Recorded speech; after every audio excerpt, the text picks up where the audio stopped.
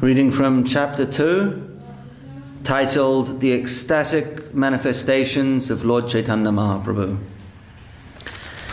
This is chapter 2 of Madhya Lila, and in this chapter it's titled The Ecstatic Manifestations of Lord Sri Chaitanya Mahaprabhu. Oh, thanks, Prabhu. Jack.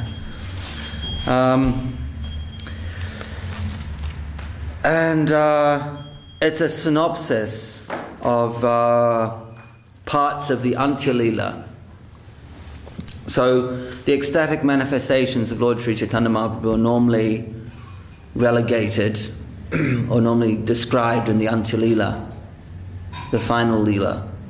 But here we have a description in the Madhya Lila, so we might ask what's going on. And the answer to that is that Kaviraj Goswami was concerned that he might not finish Chaitanya Charitamrita because he was 90 or so, perhaps over 91 or 92, very old, when he was putting it on paper. And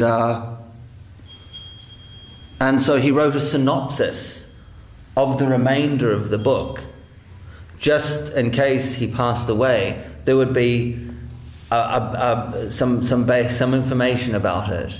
It wouldn't be lost. So it wasn't covered in detail, but it was given an abridged description was given. And that is in the second chapter of Madhya Lila, is that abridged description. And you'll find it repeated in more detail in the Antya Lila, which is much further along in the book. Stambhakampa prasveda vaivaranya ashra svarabeda Deha haila pulaki vyapita Hashe kande nache gaya uti iti utidaya Shane bhumi pariya murchita. There were different transformations of the body of Lord Chaitanya Mahaprabhu, being stunned, trembling, perspiring, fading away of colour, weeping and choking of the voice.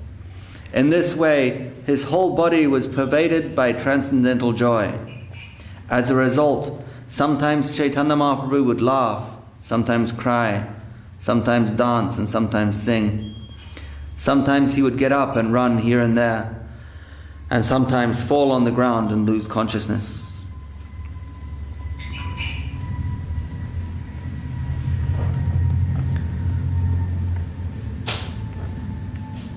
Murchaya haila shakshatkara utikare huhunkara Kahe e aila mahashai. I'm not sure I have the meter for these down. Anyway, I'll just read them. Krishnera madhuri gune nana brahma hayamane sloka pari karaye nischaya. When Sri Chaitanya Mahaprabhu was thus unconscious, he happened to meet the Supreme Personality of Godhead. Consequently, he got up and immediately made a tumultuous sound, very loudly declaring, "Now Krishna, the great personality, is present."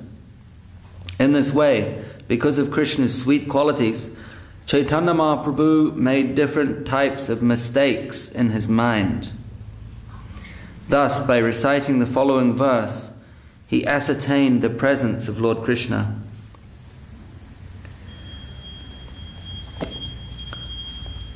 Marasvayam nu madhura dyuti mandalam nu Madhuryam eva nu mano nayanamritam nu Veni mrijo nu mama jivita valabomu Krishno yam abhyudayate mama lochanaya.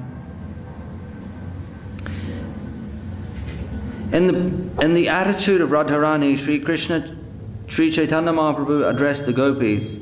My dear friends, where is that Krishna, Cupid personified, who has the effulgence of a kadamba flower, who is sweetness itself, the nectar of my eyes and mind, who loosens the hair of the gopis, and who is the supreme source of transcendental bliss, and my life and soul? Has he come before my eyes again? And Prabhupada's purport says this is another verse from Krishna Karnamrita. Kiba e shakshat kama jyutibimba murtiman kimadur yasvayam murtimanta Kiba mano netro sava kiba prana valabha Satya Krishna aila netrananda. Sri Chaitanya Mahaprabhu then began to talk like this. Is Cupid personified present in the effulgence and reflection of the Kadamba tree? Is he the same person, personified sweetness, who is the pleasure of my eyes and mind, who is my life and soul? Has Krishna actually come before my eyes?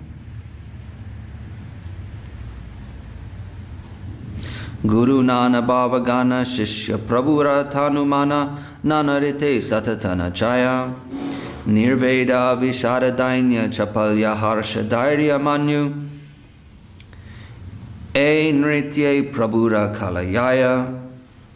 As the spiritual master chastises the disciple and teaches him the art of devotional service, so all the ecstatic symptoms of Lord Chaitanya Mahaprabhu, including despondency, moroseness, humility, restlessness, joy, endurance and anger, instructed his body and mind.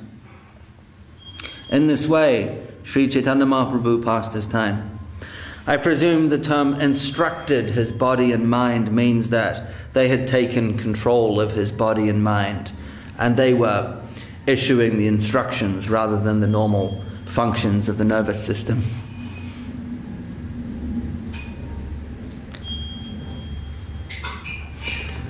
Of course, the high emotions are difficult to comprehend, and the material mind tends to gravitate towards high spiritual emotion as being what we would categorize materially as positive emotion.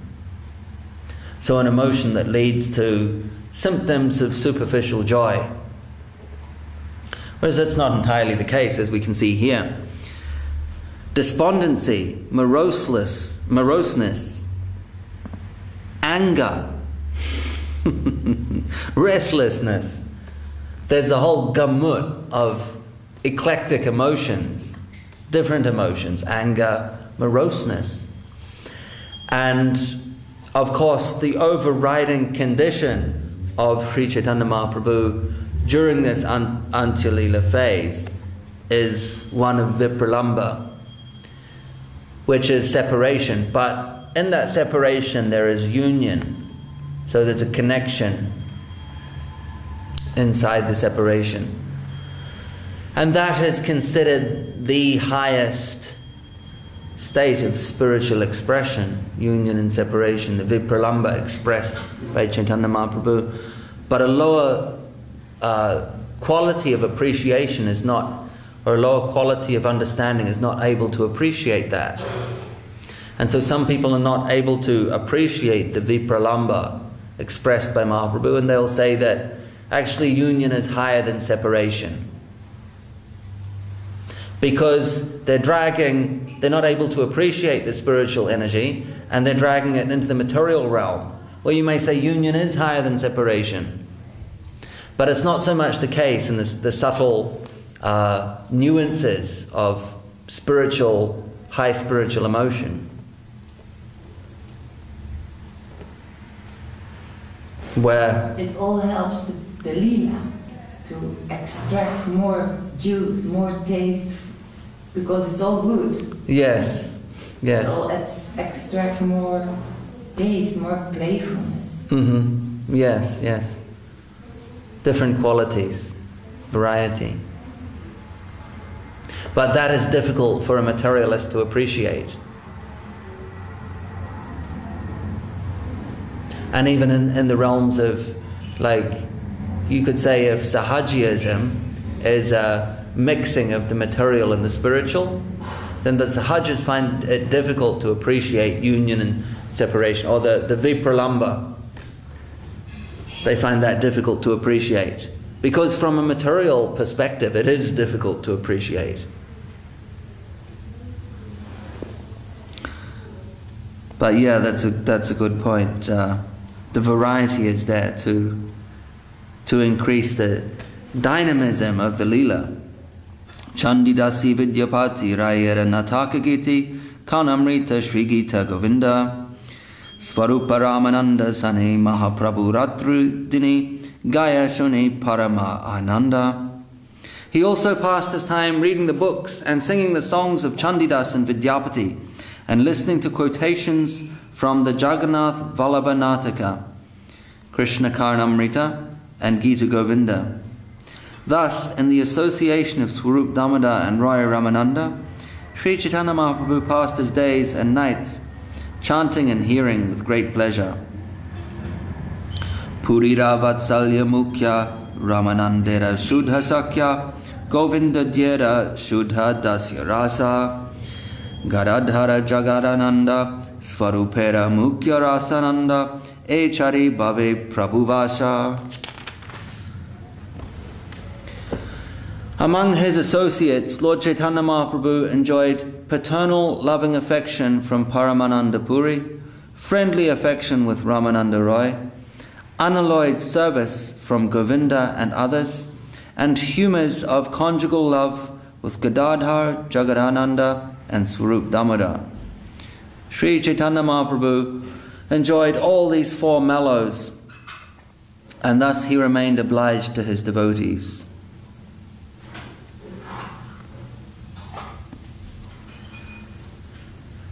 Lila Sukha Martya Jana Tanrahai Bhavodgama Ishvare Se Kita Iha Vishmai Tahi Mukhya Rasa Shrai Ha Iya Chena Mahashai Tate Haya Sarva Bhavodaya.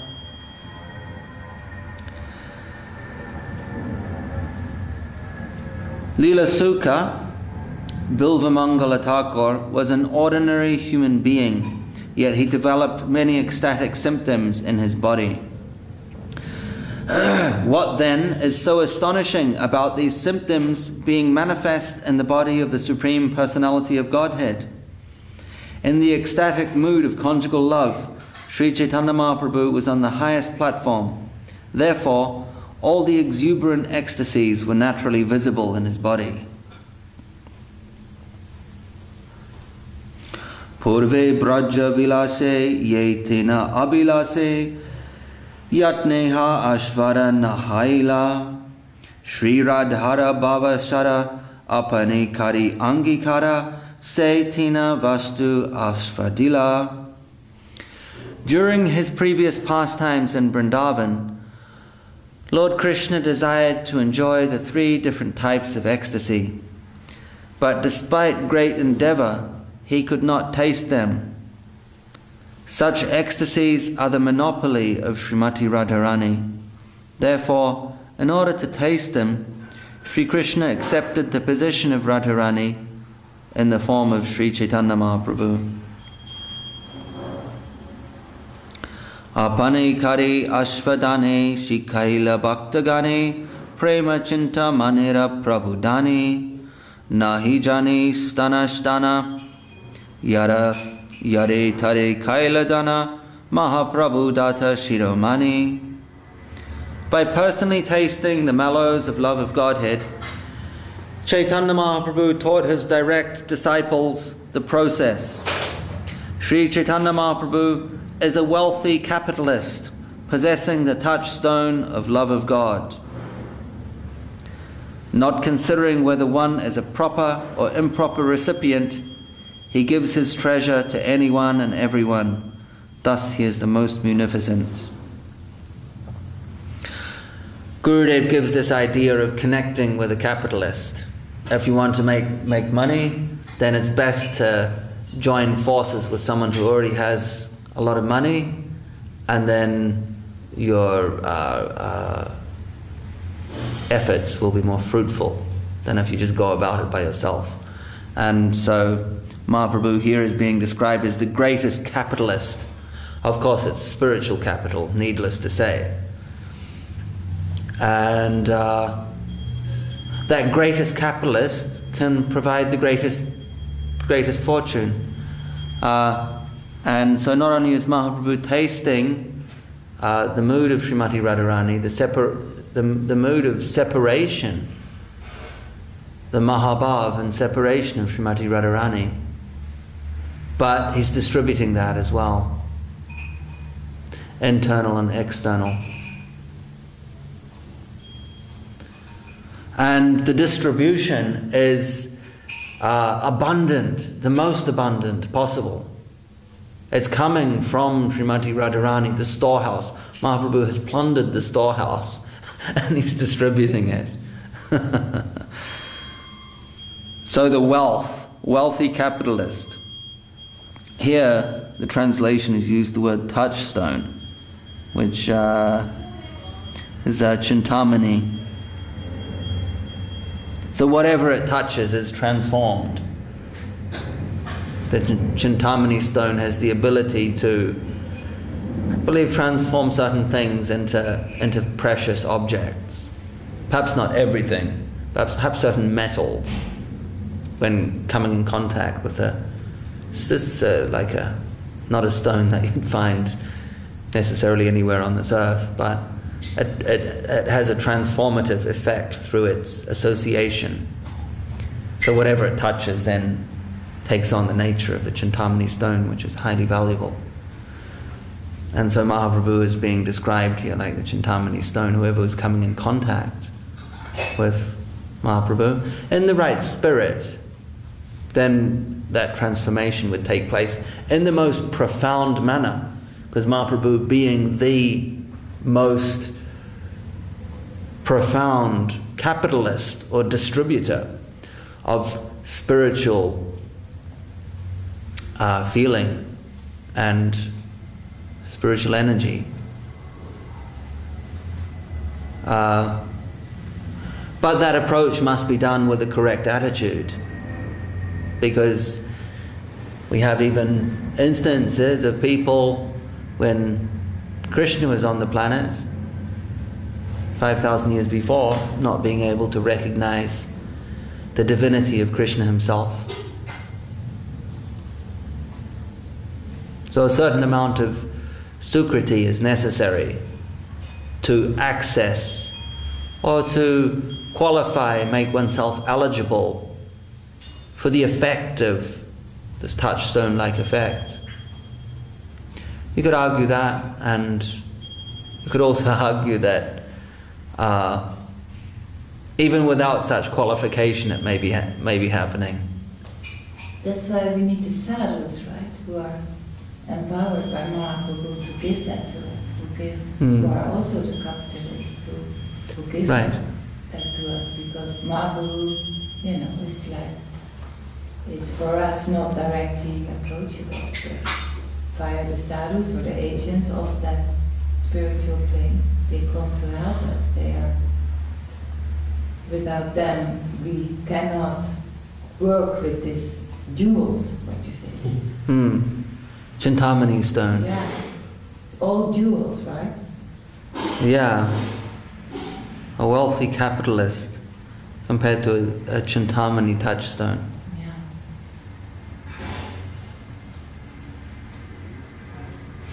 My point is that, even though it does say here, not considering whether one is a proper or improper recipient, and that point is made over and over in Gaura Lila, that in previous times higher qualifications were required.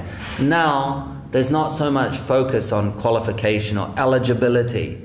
It's given to everyone freely. There's no standards that someone needs to aspire to in order to deserve it. But the point is that that does not mean we shouldn't try for standards. Because you may say that its path is apratihata, causeless, right? Ahoitiki apratihata. I always get mixed up between those two. Just trying to think. Beginningless, causeless. It's been described that way, as causeless. But at the same time, practically speaking, we should be considering that we have to do something to deserve it, rather than sit passively somewhere and expect it to fall out of the sky. Something is required to draw that energy.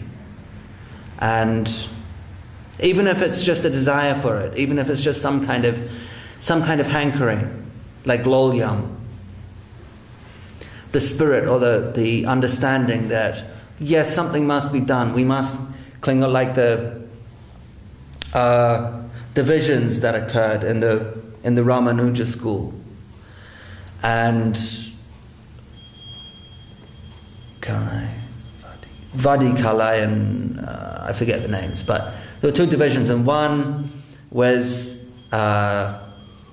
saying that all you need to do is surrender and everything is complete, successful. Just surrender yourself to the Lord. And the other school was of the opinion that, well, that passive surrender is not necessarily enough, but you have to surrender and then you have to do some action as well. There must be some action that is subsequent to the surrender. And Gurudev is saying that one is compared to the kitten, where the kitten is picked up by the mother cat and just carried around. So the kitten is in purely a passive role. It's just surrendering to the actions of the mother cat, carrying it around from place to place. And that is equivalent to the person simply passively surrendering. The other one, using another baby animal analogy, is that of the monkey. So when the mother monkey is transporting the baby around, the baby has to cling on. Sure, it's being transported from point A to point B, but there is some effort required on the part of the baby monkey. And Gurudev makes the point that our understanding is closer to that of the baby monkey, where, sure, it's the action of the mother, i.e. the Lord, or the grace of the Lord, in this case, is analogous to the mother, or the mother is analogous to the grace of the Lord. And the baby animal is analogous to us. So in this case, some endeavor is required. The baby monkey has to cling on to be transported. And Gurudev is saying, yeah, so that's more akin to our way of thinking. And then he said, and then I heard this last bit from Tyagi Maharaj, who said, Gurudev added, but I don't really like these animal analogies. He said, I don't personally, not too keen on these animal analogies to describe the process. But anyway, it's been used. But that was just a humorous, or Gurudev's personal touch at the end there.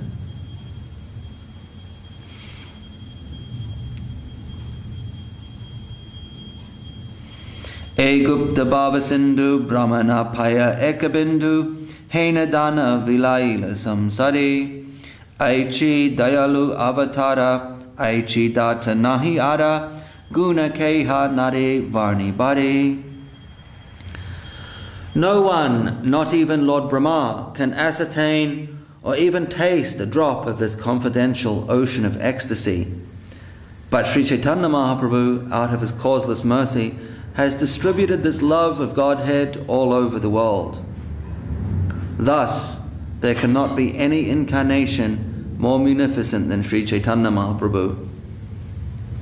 There is no greater donor.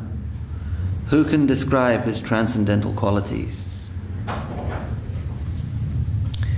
Kahi bara kata nahe, kahile keha na bujaye, aiche chitra chaitanya ranga. Say, bujite pare, chaitanyera kripayanre, haya tanra dasanu dasa sangha. Such topics are not to be discussed freely, because if they are, no one will understand them. Such are the wonderful pastimes of Sri Chaitanya Mahaprabhu. Unto one who is able to understand, Sri Chaitanya Mahaprabhu has shown mercy by giving him the association of the servant of his own servant. Purport. An ordinary person cannot understand the transcendental ecstasies in the mode of Srimati Radharani. Unfit persons who try to understand them are perverted into the Sahajya, Bola, and other sampradayas. Thus, the teachings are perverted. Even learned scholars in the academic field cannot understand the transcendental bliss and ecstasy exhibited by Sri Chaitanya Mahaprabhu and his pure devotees. One must be fit to understand the purport of Sri Chaitanya Mahaprabhu's activities. Chaitanya Leela Ratna Sara Svarupera Bandhara Tenho Tuila Raghunatera Kante Tahan Kichuye Shunilun Taha Ihon Vistarilun Bhaktagane Dilon E Bete. The pastimes of Sri Chaitanya Mahaprabhu are the topmost of jewels. They have been kept in the storehouse of Swarup Damodar Goswami, who has explained them to Raghunath Das Goswami, who has repeated them to me. Whatever little I have heard from Raghunath Das Goswami, I have described in this book, which is presented to all devotees.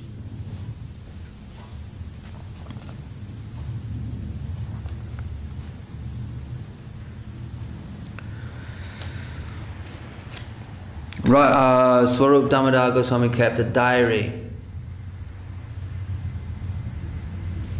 a detailed diary, or set of notes, same thing really.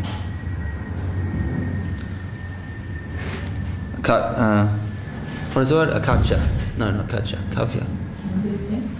The word for the diary, it's K something, right? I get mixed up. I forget these. I learn them and then sometimes forget them. Swarup Damodar Goswami is Kavya, Kacha, Kavka, something like that.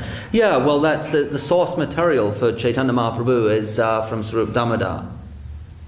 Who gave it to Raghunath? Who passed it on to Raghunath Das Goswami, who then, after Swarup Damodar passed away, Raghunath Das Goswami went to Vrindavan, and we know that he was pretty much distraught and suicidal.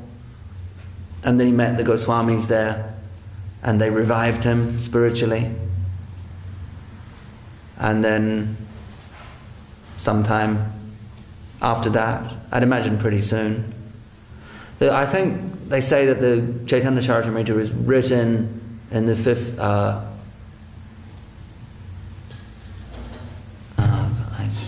I don't want to get dates wrong. 84.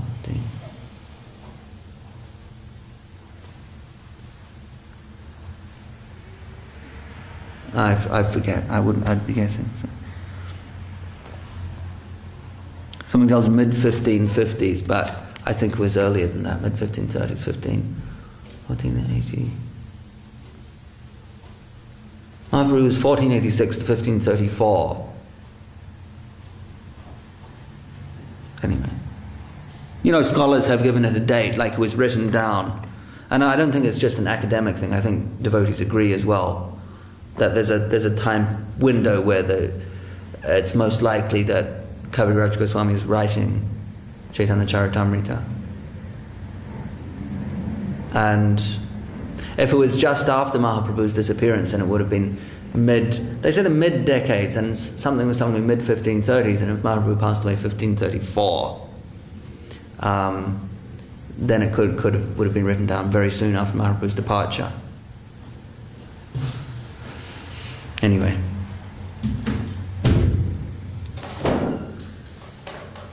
But yeah, so it comes from the diary of Swarup Damodar via Raghunath Das Goswami, who memorized it all and then passed it on to Kaviraj Goswami.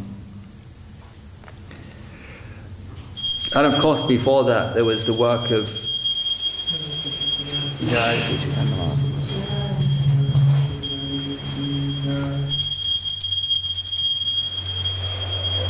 the 3 works I believe, the three most authoritative works by the Gaudiya Vaishnavas, biographies of Mahaprabhu.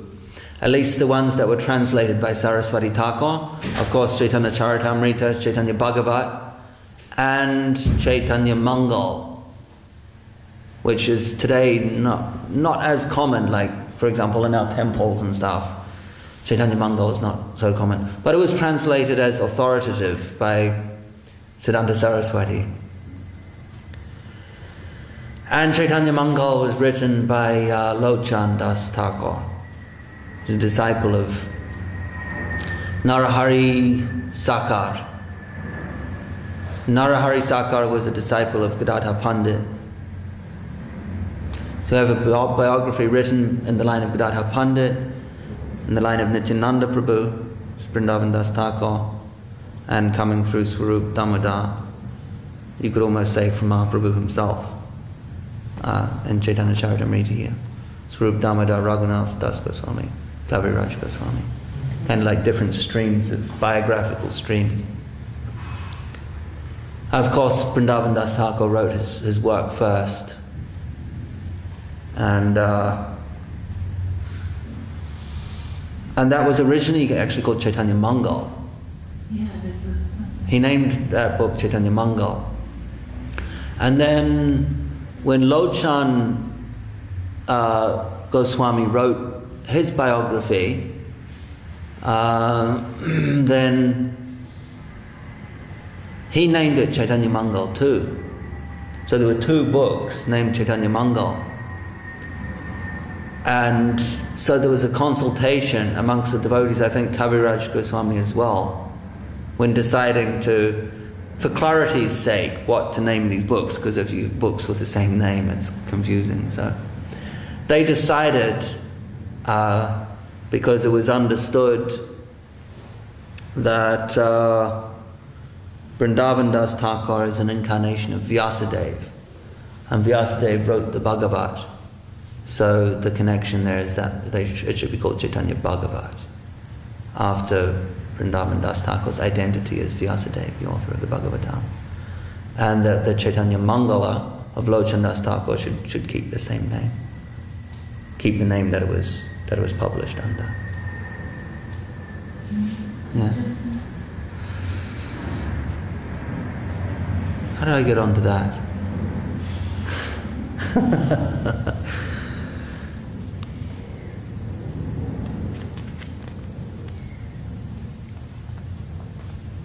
Yadi keha henakaya granta kaila shlokamaya itara jane nare be bujite prabhuraye acharana se kari varnana sarvachita nare aradite. If one says that Sri Chaitanya Charitamrita is full of Sanskrit verses and therefore not understandable by a common man, I reply that what I have described are the pastimes of Sri Chaitanya Mahaprabhu, and that for me to satisfy everyone is not possible.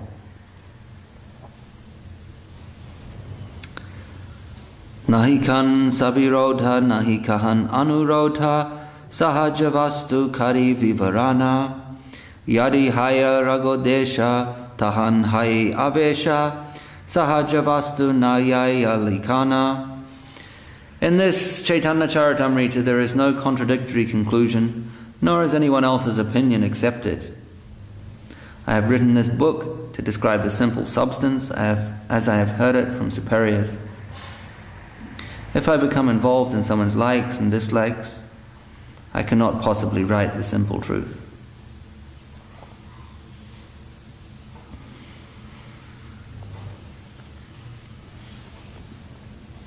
Should we finish now? Is the chapter finished, right? The chapter's not finished, no. Oh, let's finish the chapter. I'll just read through these verses. Do we try and normally do a chapter per day, or does it depend on the length of the chapter? Yeah. Depends on the length, okay. Yeba nahi bujje keha sunite seha ki adbhuta chaitanya charita Krishna upajive priti janibe rasera riti sunile bada hayahita. If one does not understand in the beginning, but continues to hear again and again the wonderful effects of Lord Chaitanya's pastimes, will bring love for Krishna. Gradually, one will come to understand the loving affairs between Krishna and the gopis and other associates of Vrindavan. Everyone is advised to continue to hear over and over again in order to greatly benefit. Bhagavata sloka maya tikatara samskritahaya tabukaiche bujye tribhuvana ihan sloka dui chari taravyakya basakari kena na bujibe sarvajana. In reply to those critics who say that Sri Chaitanya Charitamrita is full of Sanskrit verses, it can be said that Srimad Bhagavatam is also full of Sanskrit verses, as are the commentaries on Srimad Bhagavatam. Nonetheless, Srimad Bhagavatam can be understood by everyone as well as by advanced devotees who study the Sanskrit commentaries. Why then will people not understand the Chaitanya Charitamrita? There are only a few Sanskrit verses, and these have been explained in the Bengali vernacular. What is the difficulty in the understanding?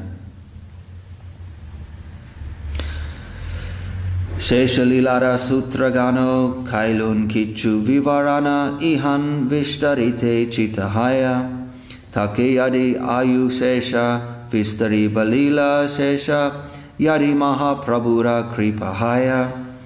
I have already given a synopsis of all the facts and figures of Lord Chaitanya Mahaprabhu's last pastimes, and I have a desire to describe them elaborately, which will happen in Anchalila proper. If I remain longer and I am fortunate enough to receive the mercy of Lord Sri Chaitanya Mahaprabhu, I shall try to describe them again more elaborately, which of course is what does happen. I have Ami Vridha Jaratura Liketi Kan Paye Kara Mane Kechu Smarana Nahaya Nadekiye Nayane Nasuni Shravane Tabulike Ebada Vishmaya. I have now become too old and disturbed by invalidity. While I write, my hands tremble. I cannot remember anything, nor can I see or hear properly. Still I write, and this is a great wonder. E Anchalila Sara Sutra Madhya Vistara Kare Kechu Kare Lun Varnana Iha Madhya Mare Yabe Varnite Na Pare Tabe E Lila Bhakta Ganadana. In this chapter, I have to some extent described the essence of the pastimes of Lord Chaitanya at the end. If I die in the meantime and cannot describe them in detail, at least the devotees will have this transcendental treasure. Sankshepe e sutra kaila ye hihan nalikila age taha kariba vistara yadi tata dina jiye mahaprabhura kripahaye ichabari kariba vichara. In this chapter I have briefly described the Anchalila. Whatever I have not described, I shall describe extensively in the future. If by Sri Chaitanya Mahaprabhu's mercy I live for so many days that I can fulfill my desires, I will give full consideration to these pastimes.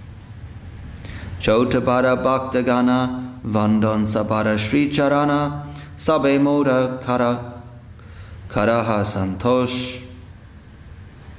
Santosha Svarupa Gosanira Mata Rupa Raghunatha Janayata Taileki Nahi Mora Dosha. I worship herewith the lotus feet of all kinds of devotees, both advanced and neophyte. I request all of them to be satisfied with me. I am faultless because I have written herein whatever I have understood from Swarup Damodar Goswami and Rupa and Raghunath Das Goswamis. I have neither added to nor subtracted from their version.